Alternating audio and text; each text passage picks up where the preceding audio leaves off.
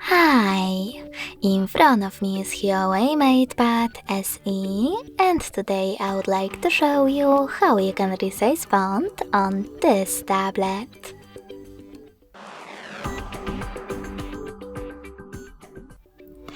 First of all, go into Settings.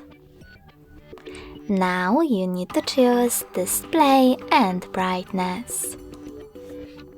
After that, click on Text Size and Weight.